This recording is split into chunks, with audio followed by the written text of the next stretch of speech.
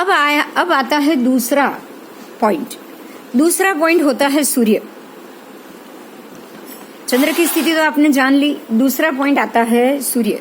तो सूर्य के लिए अगर आपको खातमुहूर्त करना है या आपको कोई बंगला बनाने के लिए जमीन खोदने का काम है या प्लॉट बिल्डिंग बनाना है या कुछ भी ऐसा बड़ा कुछ खातमुहूर्त का काम होता है, तो नदी खोदना हो तो अलग मुहूर्त है, मंदिर खोदना है तो अलग मुहूर्त है, तालाब भी खोदना है तो अलग मुहूर्त। सबके सूर्य की पोजीशन अलग अलग होती है।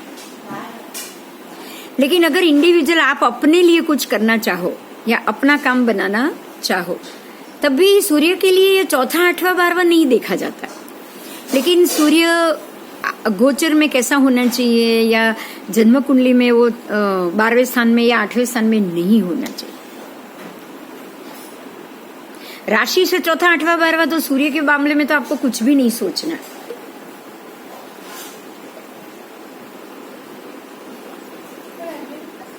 इसलिए सूर्य की बहुत लिमिटेशंस आ जाती है। सूर्य को आपको उतना टेंशन नहीं लेना है। सिर्फ जो भी कुंडली बनाओ उसमें गोचर में 6, 8 बार में मतलब खड्डे के स्थान में वो नहीं जाना चाहिए। समझ में आ रही है ना मेरी बात? उसके बाद क्या हुआ? समझ में नहीं आया। सूर्य को आपको समझो कि आपका कर्क लग्न है, मान लो कि आपका कर्क लग्न है और गोचर में से सूर्य मिथुन से जा रहा है। गोचर में सूर्य मिथुन से जा रहा है, आपको अच्छा काम करना है, बोलो आपको करना चाहिए। 12वें भाव में हो गया। हाँ, तो आप जब भी मुहूर्त कुंडली निकालो तो ऐसे 6, 8 और 12 में सूर्य आप नहीं रख सकते। आपको ऐसी कुंडली नहीं निकालनी चाहिए कि जो मुहूर्त कुंडली में सूर्य की पोजीशन 6ठे भाव में या 8वें भाव में या 12वें भाव में आए। चंद्र के लिए 4 और 8। हाँ, चंद्र का राशि से 4 और 8, 4, 8 और 12। देखो दोनों की सिचुएशन अलग है। चंद्र को तो आप अपनी राशि से देखोगे 4, 8 और 12, लेकिन सूर्य को लग्न से देखोगे 6, 8 और 12। लिख लो, चाहे तो लिख लो, आपको याद रह जाएगा। सूर्य की पोजीशन आप लग्न से कहां से देखोगे? लग्न से। आप जो मुहूर्त लग्न निकालोगे ना, कुंडली निकालोगे ना, मुहूर्त कुंडली के मुझे इतने बजे, मान लो कि आपको अच्छा काम करना है कर्क लग्न में। कर्क लग्न में आपको अच्छा काम करना है। आपने कर्क लग्न का मुहूर्त का समय निकाला, पर उसमें तो मिथुन का सूर्य है।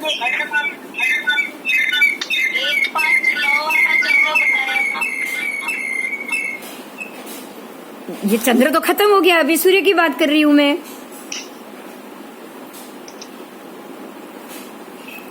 आप दो को इकट्ठा क्यों कर रहे हो? नहीं मैडम, अभी आपने बोला कि चंद्र अपनी राशि से 4, 8, 12 में नहीं होना चाहिए। हाँ, वो तो बात खत्म हो गई है। सूर्य का कह रही हूँ, इसलिए समझा रही हूँ। अच्छा, सूर्य देखो, चंद्र की पोजीशन तो आपने अपनी जन्म की राशि से चेक कर ली, 4, 8, 12 में नहीं होना चाहिए।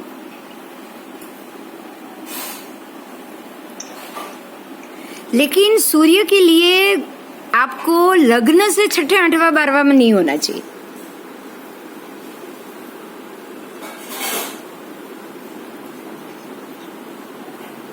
मुझे लग रहा है ये 2 पे ही अटकना पड़ेगा मुझे।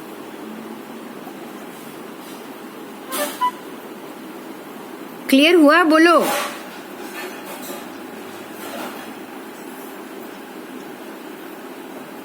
मैडम क्लियर नहीं हो रहा है। हाँ, चलो खाली चंद्र की बात कर रही हूँ। चलो सूर्य को छोड़ दो, आप सूर्य को छोड़ दो। आपकी राशि कौन सी है विभा? मेरी वृषभ राशि है। तो वृषभ राशि से 4, 8, 12 कौन सा भाव आया?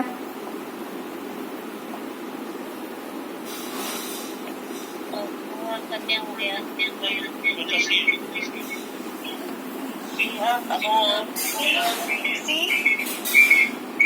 धन सिंह, धन और मेष।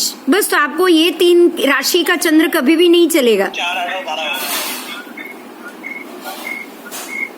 आपको वृषभ राशि वाले को सिंह, मेष और धन, ये 3 का चंद्र नहीं चलेगा। क्लियर हुआ? अभी क्लियर हुआ? जी।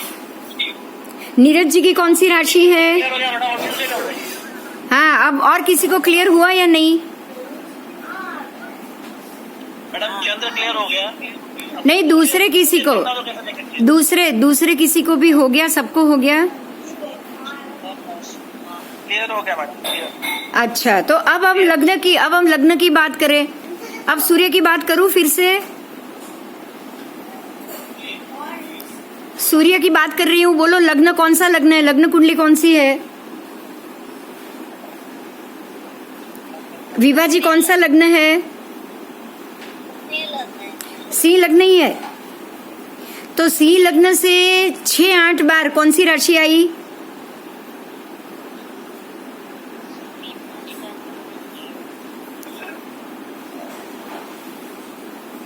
छठे में कौन सी आएगी? मकर। मकर आएगी ना? हाँ, मकर छठे में मकर आएगी। 8वें में कौन सी आएगी? मीन। और 12वें में?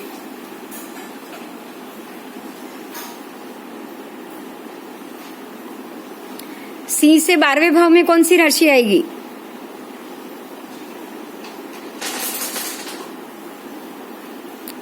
सिंह 5 नंबर है, तो 5 से पहले कौन सा नंबर आता है?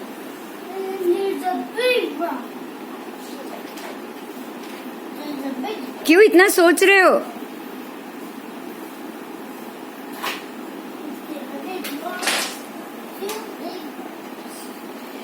इसी तरह से आपको हरेक भाव से, हरेक राशि वाले को 6ठे, 8वें, 12वें में कौन सी राशि है उसको देखना पड़ेगा।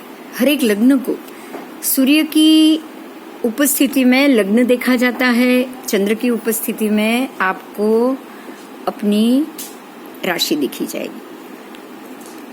क्लियर हुई मेरी बात? जी मैम। हाँ, समझ में आ गया ना? देखो, सूर्य से अगर आप देखोगे तो लग्न से जाओगे, लेकिन चंद्र से देखोगे तो राशि से जाओगे। पूरी दोनों चीज उल्टी हो रही है, दोनों चीज अलग है, ये आपको याद रखनी पड़ेगी। अगर आप चंद्र चेक करोगे तो आपका चंद्र राशि से 4ठी, 8वीं, 12वीं राशि नहीं चाहिए। और अगर लग्न से चेक करोगे तो लग्न से 6, 8, 12 राशि नहीं चाहिए।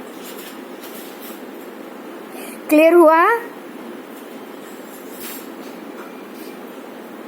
हाँ मैम, समझ में आ गया। बाकी सबको भी हो गया ना? ये 2 बहुत महत्व के फैक्टर है कोई भी मुहूर्त की कुंडली बनाने के लिए, क्योंकि सूर्य उतना जितना बलवान है, सूर्य उतना उससे भी ज्यादा चंद्र बलवान है। अब आज हम सिर्फ ये 2 की ही बात करेंगे और उसका महत्व मैं थोड़ा समझाऊंगी आपको कि ये 2 को ही क्यों इतना ज्यादा महत्व दिया गया है।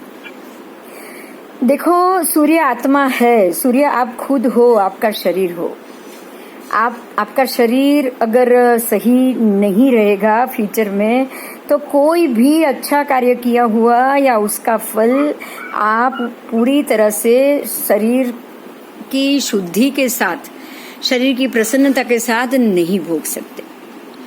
आपको मृत्युतुल्य कष्ट भी नहीं आना चाहिए और आप उस कार्य को बहुत अच्छे से एंजॉय कर पाओ। ऐसी स्थिति में आपको उस कार्य का मुहूर्त करना चाहिए। शुरुआत ही ऐसे अच्छे समय से करनी चाहिए ताकि वो आपको आगे चल के दिक्कत ना आए। अब हम चंद्र की बात करेंगे। चंद्र मन का कारक है, चंद्र इच्छाओं का कारक। अगर आपके मन की मर्जी का काम उस तरीके से नहीं हुआ ना तो आप बहुत अपसेट हो जाओ।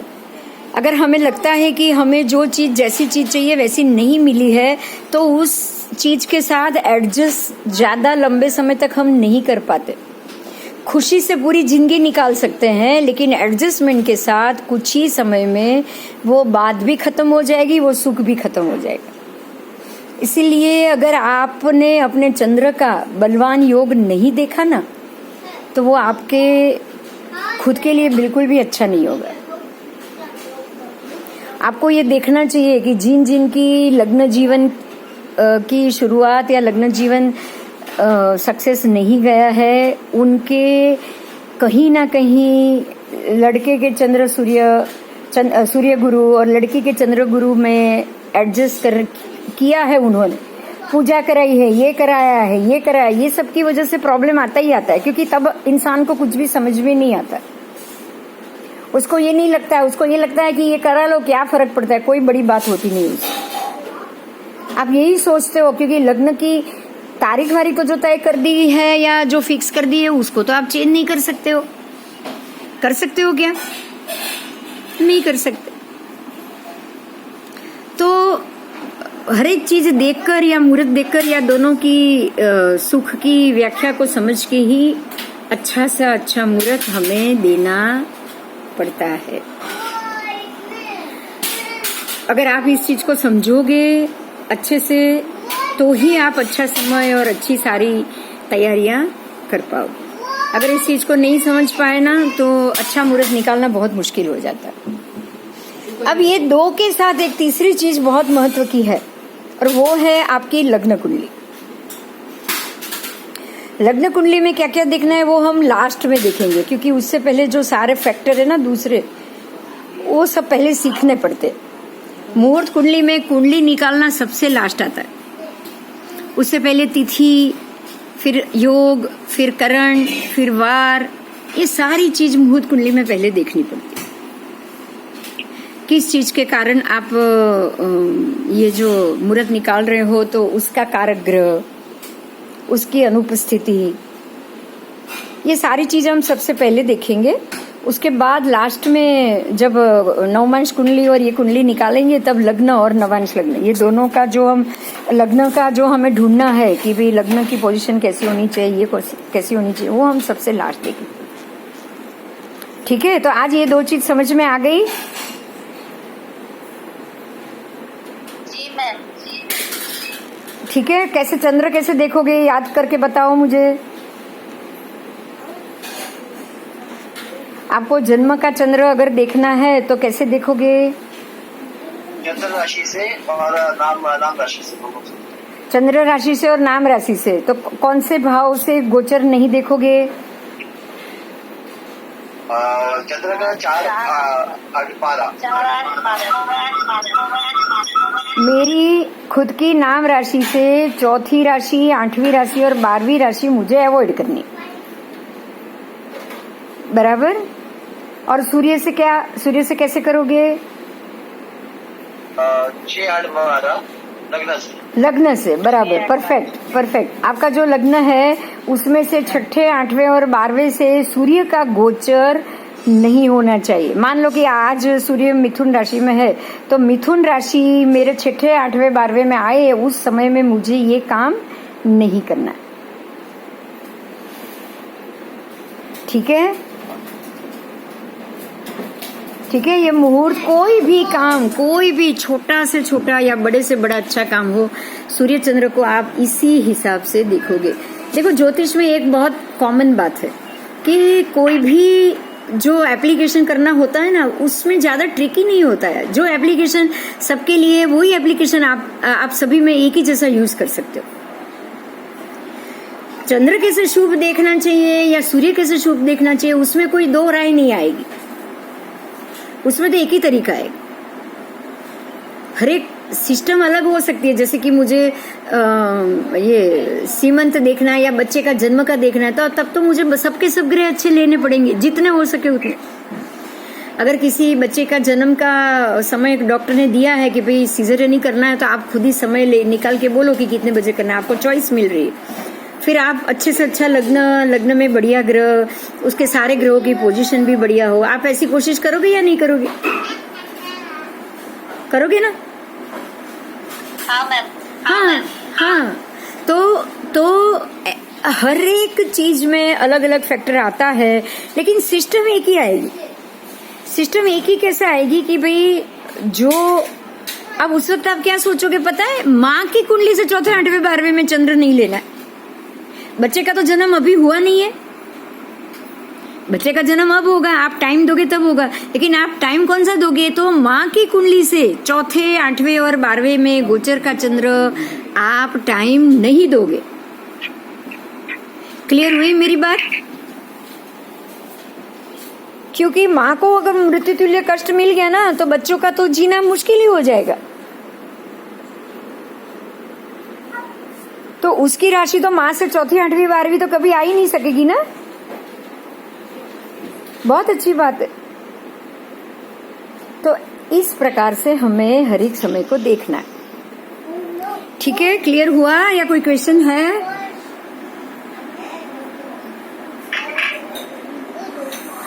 कोई प्रश्न है तो बोल दो।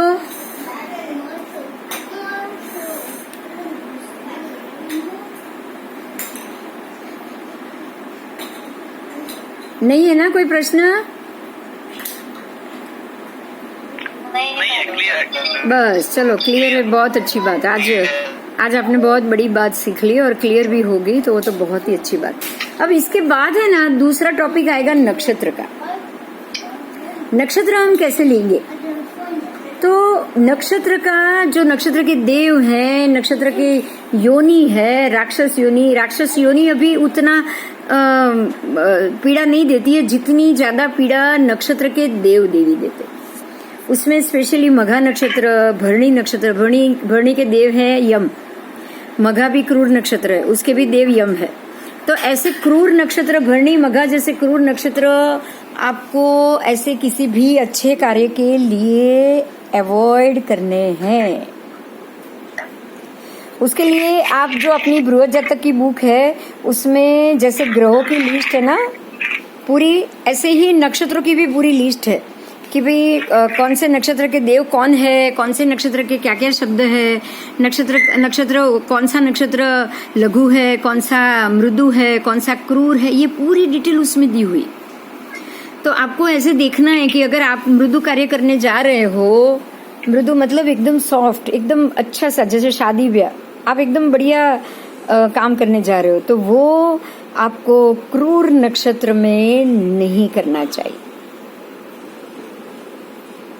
और अगर किसी की अंत्येष्टि हो रही है या कोई एक्सपायर हो गया है और उसकी अग्नि संस्कार और ये सब, या उसमें जो भी और दूसरी क्रियाएं होती है, उसमें अगर मुहूर्त या नक्षत्र देखना है तो उसमें शुभ नक्षत्र नहीं लिया जाता, उसमें क्रूर नक्षत्र लिया जाता।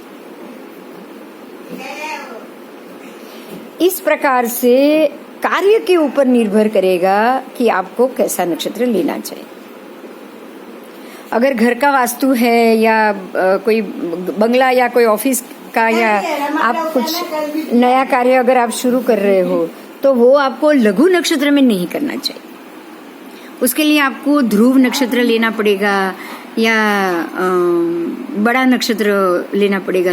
उसको दीर्घ नक्षत्र बोला जाता है, आपको वो नक्षत्र लेना पड़ेगा। उसके लिए हम सभी नक्षत्र के बारे में जानेंगे, लेकिन अगले क्लास में जानेंगे, क्योंकि वो आज तो एक नक्षत्र भी खत्म नहीं होगा तो मतलब नहीं है। हम जब भी करेंगे पूरे 30 नक्षत्र एक साथ करेंगे। लेकिन नक्षत्र का महत्व क्या है और कैसे उपयोग करना है वो आपको जरूर बता रही हूँ। ठीक है, सभी नक्षत्र एक जैसे नहीं है, सभी नक्षत्र का स्वभाव एक जैसा नहीं, सभी नक्षत्र की स्थिति भी एक जैसी नहीं है। कोई है छोटा समय का है, कोई बड़ा समय का है। 6 नक्षत्र खाली 12 घंटे के और 6 नक्षत्र 36 घंटे के हैं, उसको हम दीर्घ नक्षत्र बोले। तीनों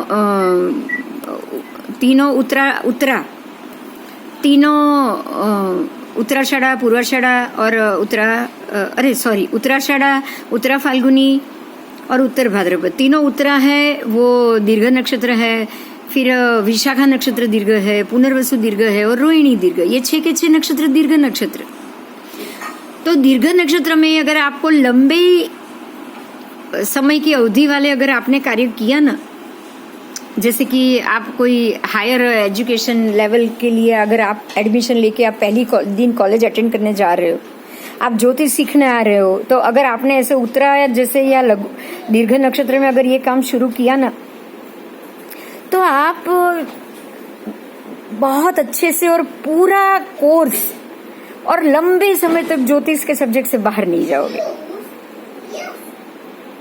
लेकिन अगर आपने लघु नक्षत्र में ये सब शुरू कर लिया ना, तो 1 साल सीखा, 1 साल का एडमिशन लिया, 3 महीना सीखा, छोड़ दिया, वापस 2-4 साल बाद वापस फिर आए, वापस 1 साल सीखा, वापस छोड़ दिया। आप देखो ऐसे बहुत से स्टूडेंट मिलेंगे आपको कि जो 10-15 साल में 2 से 3 बार इसके ये क्षेत्रों में आए और वापस कुछ लंबे समय के लिए बाहर निकल गए।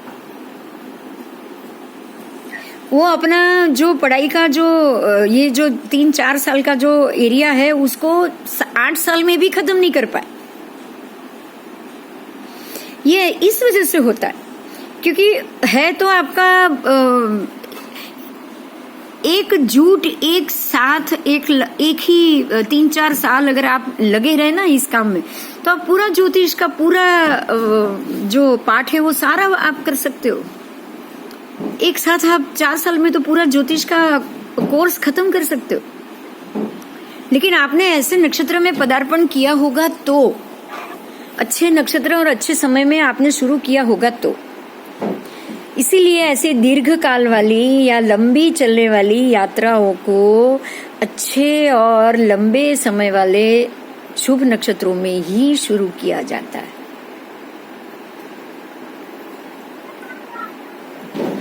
ऐसे छोटे छोटे समय के नक्षत्र में अगर गलती से शुरू कर लोगे ना, तो 4 बार वापस पढ़ के भी आपको नॉट कंफर्टेबल फीलिंग,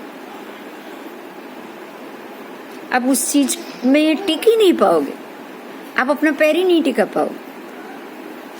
इसीलिए अच्छे और लंबे समय के कार्य के लिए अच्छे और लंबे समय के नक्षत्रों में ही ये हो, ये बहुत जरूरी होता है। समझ में आ रही है मेरी बात?